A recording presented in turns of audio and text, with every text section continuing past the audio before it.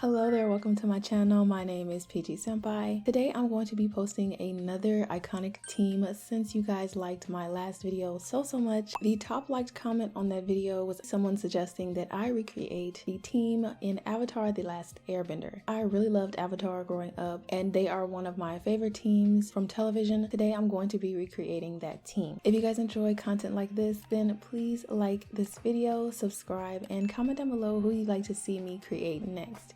But getting right into the video, first I'm going to be creating Katara. Although I am familiar with these characters, I will be reading a synopsis of their personalities from a wiki that I found online. Starting with Katara, Katara has a warm, compassionate, and caring personality and often acts as the mother of the group and is often irritated by the rebellious Toph. She displays deep affection for those that she travels with, especially her friends, and is fiercely protective of each of them. Her inner strength kept Aang and the group together through their most difficult experiences, even in the absence of parental figures. When Katara was a young girl, her mother was killed in a Fire Nation raid, an event that had a tremendous impact on her upbringing and arguably shaped her into the person she's become. According to Sokka, she is the main reason why her family did not fall apart, as she took on many responsibilities to the point where she filled the void her mother had left behind. Overall, Katara is marked by fierce determination to aid others, and herself stated that she would never turn her back on those who need her help. According to Sokka, she is also very optimistic. The wiki that I'm reading from keeps saying was. I'm assuming Katara died. Y'all, I don't remember. Don't beat me up in the comments, but I don't remember if Katara died. I do remember them growing up though. I do remember at one point they were very old. When Katara was first introduced, she often emphasized her need to learn waterbending, seeing it as a part of herself and her culture that needed to be expressed. She may have viewed it as hope for rebuilding her tribe and saw her mother's sacrifice not only to save a daughter, but what she represented, their own bending style. So Katara was a self-taught waterbender because she did not have a teacher for a very long time and learned whatever she could with great ambition, ignoring the criticism of Sokka. Her pride and strong mind caused conflict within the Northern Water Tribe, which forbade women from learning waterbending.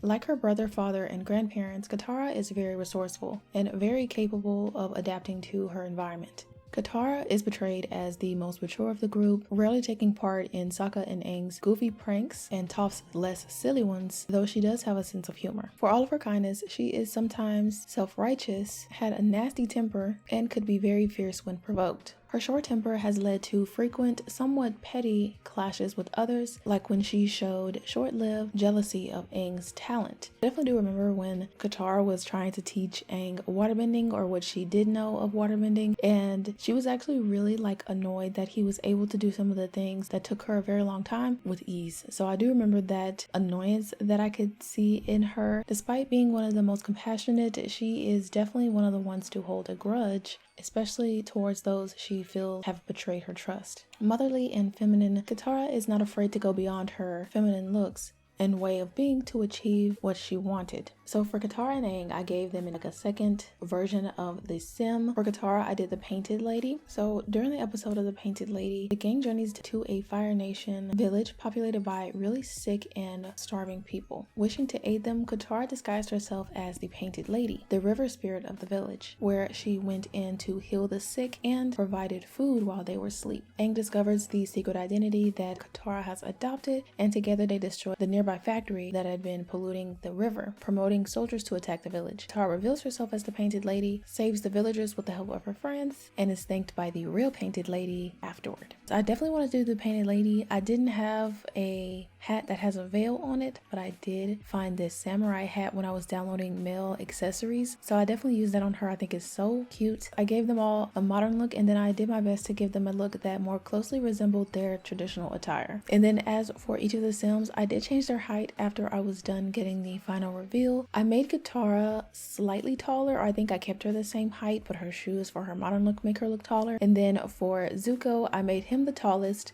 I made Sokka the second tallest, and then I made Aang and Toph very short. All of my links and everything can be found in the description. It'll take you to my Patreon, where you can access all the CC links and the sim download folders. For the next character, I'm going to be making Avatar Aang. Aang was... okay, I guess they're talking in terms of like all of them pass away, basically, because Korra wouldn't be a thing if all of those previous characters weren't already gone. So anyway, Aang was fun-loving, somewhat naive, and adventurous with a sense of humor. He possessed a deep respect for life and freedom, refused to eat meat, and was often reluctant to fight in his early years. He craved the stimulation of new places and people, and his frequent off-course detours frustrated both allies and pursuers alike. And so in a way, he kind of reminds me of Luffy from One Piece. I absolutely love One Piece and I haven't seen it in a while. I'm gonna try to catch up one of these days. I got really close to catching up and then I just didn't, so we'll figure that out later. He frequently wished to forget his duties as the Avatar and would long for a morality that others possessed. Yet Aang always prided himself on a complex social network of friends extending across all 4 nations. In addition, he looked forward to playing with all the exotic flora and fauna in each place he visited. Whether it was otter penguins, hopping llamas, hog monkeys, or giant koi fish, no animal Aang saw went unridden. Within his carefree exterior, Aang hid a great deal of guilt and a heavy mental burden in his duties as the Avatar. As the reluctant hero, he wished he had been there to help his people a century earlier. This initially caused him to hide his identity from his friends, and he still had a tendency to slack off in his studies of the bending arts, even though he naturally excelled at them. He also tended to become distressed when he saw the destruction caused by the 100-Year War, believing that as the Avatar, it was his duty to have prevented all of this. Eventually, Aang does stop dwelling on the past so much. However, on several occasions, his desire to end the war caused him to take desperate action, such as inducing the Avatar state or facing Lord Ozai before he had fully mastered the elements. I remember when he faced Lord Ozai and he was in the Avatar state, that was like a really fire scene. I love that so much. I always think about it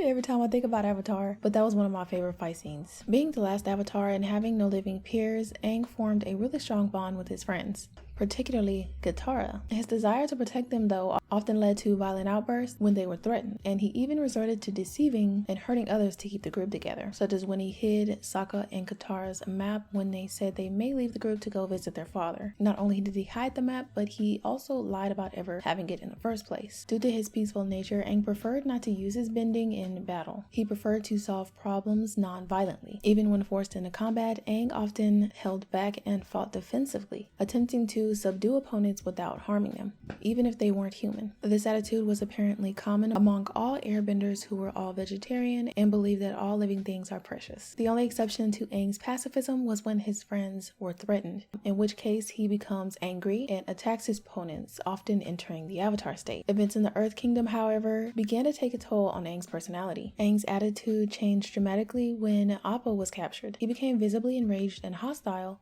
particularly towards Toph, who was watching him at the time. Despite attempts by Katara to calm Aang down, his anger gradually continued to grow until he decided to fly off alone and search for Appa. So like I said earlier, I decided to give Katara and Aang both 2 separate sim versions, one of their normal sim with their modern outfit and their more traditional outfit, and then also Avatar, I gave him the Avatar state. I would have done it on the same sim if tattoos or like body details could be separate in each outfit. I do understand why tattoos can't be in separate outfits because tattoos are permanent. I just wish there was a way for me to be able to put those sims together, but I couldn't, or it would change the entire sim. So this is how Aang came out. I think he was really cute, super adorable, and like I said, after I was done getting the little spin around, I gave them all different heights because when you zoom in, if they're too tall, you can't see their face. If they're too short, you can't see their whole face, you know, it's kind of cut off. So I hope you guys like how Aang came out. Next, I'm going to be making Zuko. During his exile, Zuko became a bitter, impatient, and complex young man, akin to a tragic villain. More than anything, he wanted his place as the heir of the Fire Nation and his father's love. Zuko had convinced himself that capturing the Avatar would make these wishes come true, making him one of Aang's most determined enemies. Zuko believed that one becomes strong by struggling and fighting for what they want.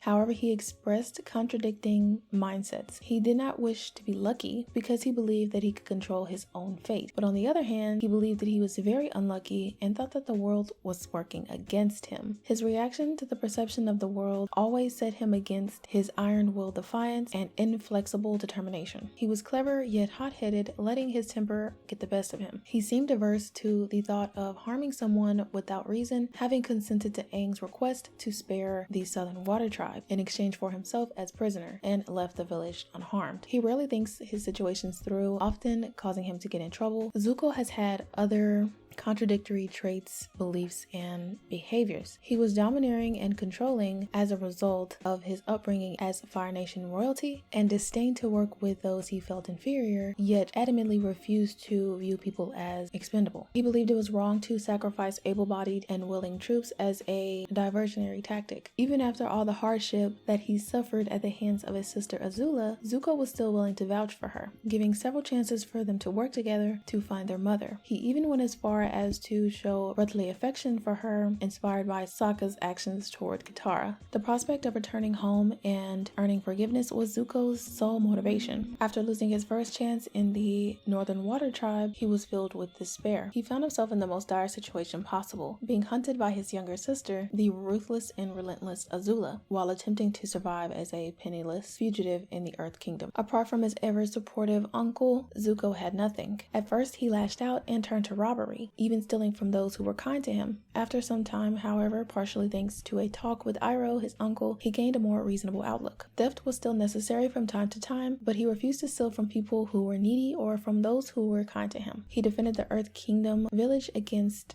a group of thugs who terrorized its people. He became even more patient, precise, kind, and calculating. He even set Aang's primary mode of transportation and pet friend Appa free from Dai Li captivity. Zuko eventually does become Fire Lord. There's a lot of things that happen in between his story, but eventually he does become the Fire Lord. In his old age, he displayed a more wise and calm demeanor, as well as a strong sense of protecting his family and the Avatar. But yes, like I said, I wanted to give Zuko another form, and that was the Blue Spirit, but since I wasn't able to make that happen, I'll try to incorporate that later into my sim uploads with a gender bent version, just so I can use the mask I had in mind. Next, I'm going to be making Toph, and I think Toph was actually my favorite character when she was first introduced. I thought she was super adorable, and I loved how she pretended to be this very frail, innocent little blind girl, and then she could probably beat everyone up. Well, she definitely could. Due to her blindness, Toph was often pampered by her overprotective parents. Her freedom was limited to the point where her own existence was not known to most people in her hometown. As a result, she greatly craved interaction with the rest of the world. It was not until she learned earthbending from badger moles that her confidence tremendously increased. As a result, she secretly participated in Earth Rumble tournaments without her parents' knowledge. Upon joining Team Avatar, Toph brought a completely new personality to the group. Unlike the nurturing Katara, flighty Aang, or gruff but goofy Sokka, Toph was fiercely independent, sarcastic, direct, stubborn, and confrontational. She appeared to have the same carefree and adventurous personality as Aang, and was very tomboyish in the way she behaved and dressed, in contrast to the delicate doll her parents saw her as. Toph loved battling and took great pride in her earthbending. She was eager to prove that she was just as strong as anyone else who could see, and once claimed that she was the greatest earthbender in the world. This attitude was most prominently shown when she was teaching Aang earthbending, as she taught him to face his enemies and problems head on. Toph's eagerness to prove that she could be independent on her own initially led to some difficulties with Aang and his friends. Toph insisted that she could carry her own weight and often mistook simple friendly gestures as an act of pity for her blindness. Toph was often brutally honest when criticizing others, especially her friends. She was vocal about her opinions on others regardless of their status or age. Her occasional attitude or aloofness is likely related to her being the only child in one of the richest families in the Earth Kingdom. Despite her many quirks, Toph proved to be a quick learner, and her courage and loyalty to her friends seemed very stable. One of Toph's profound traits involved her personal hygiene. She was accustomed to lying on the ground and walking everywhere barefoot, leaving her soles soiled, a habit common among earthbenders. Also, she has been seen burping very loudly, picking her nose and her toes, spitting, and is usually covered in dirt, or as she calls it,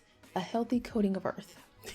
Toph was well educated and bearings of high society, but deliberately chose to ignore them. However, she made an exception when the group needed to attend an exclusive party to see the Earth King in order to give news of the solar eclipse. Toph did not let her blindness hurt her self-confidence. She had very high self-esteem in regards to her abilities and was more determined to not let her blindness deter her from living freely and fighting like everyone else. In old age, Toph retained her abrasive, no-nonsense personality, being harshly critical of Korra's abilities and enjoying defeating her in combat. However, she had adopted a more cynical mindset about the impact actions make on their surroundings. She realized that no matter how hard she tried, crime and injustice would never give up. Despite her tough exterior, Toph is not above warming up during intimate moments, as evidenced when she joined in group hugs and held hands with Aang at the prospect of friendships lasting more than one lifetime. I definitely really liked Toph's character. I think she's super adorable. I think she's hilarious. Now, I will say I didn't really like Korra's story that much. I will probably have to revisit it to make sure I was right the first time, or maybe I was just too hung up on Avatar to actually give Korra a chance. So I'm going to revisit Korra's story and fill you guys in later somewhere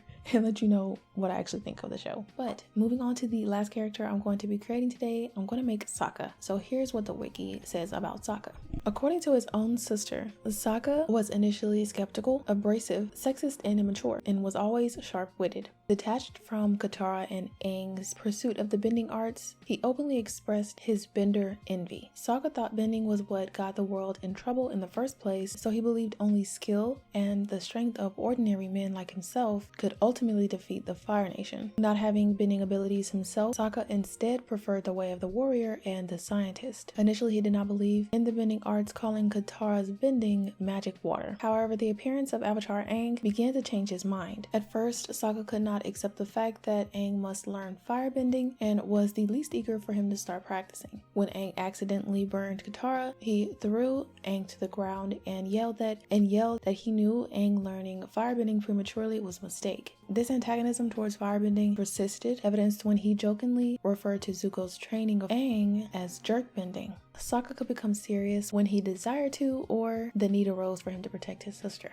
Sokka also proved to be intelligent, creative, and good at coming up with ideas, even if said ideas were not good. He was also generally the one counted on for determining the strategy of attack. Sokka was clearly loyal to his family, friends, and allies. However, Sokka also seemed to realize the importance of having to fight one's own battles. Patriotic and longed to hold a grudge, he strongly desired and eventually melted out vengeance for the Fire Nations, decimation on the Water Tribe, and the death of his mother. He held little interest in the mysticism surrounding bending and preferred to solve problems using his strength and wit. He tended to be rash, and his pride often led him to embarrassment. Sokka learned to be flexible. While he was close-minded at first, it was because he wanted to protect himself and those he loved. He liked to keep smiles on his friends' faces using wit, sarcastic humor, and his overall eccentricity. Sokka was an underdog, constantly being the one who got beaten up. Most of his plans failed miserably, however, he bravely kept fighting. From the start, Sokka was willing to die defending his tribe, even when he didn't stand the smallest chance. Sokka had a habit of over-explaining his plans and missing the point in a certain situation, much to the annoyance of his friends. A passionate carnivore, Sokka demonstrated his love for meat on multiple occasions and was the main hunter of the group. As much as Sokka loved meat, he grew close to every pet he received. He had a good relationship with Momo, and he also tried to adopt a messenger hawk, which he fondly named Hawkie. One of the biggest changes in Sokka during his participation in the 100-Year War was his learning to accept the people of the Fire Nation, learning that no nation was entirely good or bad, meaning that he should not blame the people of the nation but rather the war itself. Sokka also had a great ability to adapt when needed, learned to love and respect others, embraced his own identity, accepted failure, and formed lasting loyalties. By the time he was 43 years old, Sokka had mastered the art of public speaking. As the United Republic Council, he had displayed an eloquence in speech and fluidity of presence he did not possess in his younger years. Alright, so that is all the information I got on all of these characters. I would say the wiki is pretty accurate. I have not seen the show in a couple of years, so, well, probably like a decade. Again, if you guys are interested in downloading any of these sims, you can find the link to my Patreon in the description. Just scroll all the way down. It'll be one of those links that's like in a little bubble. I don't know why it's not at the top. Ask YouTube about it. I'll probably also include a link to like the main download page for those characters. And yes, if you guys enjoyed,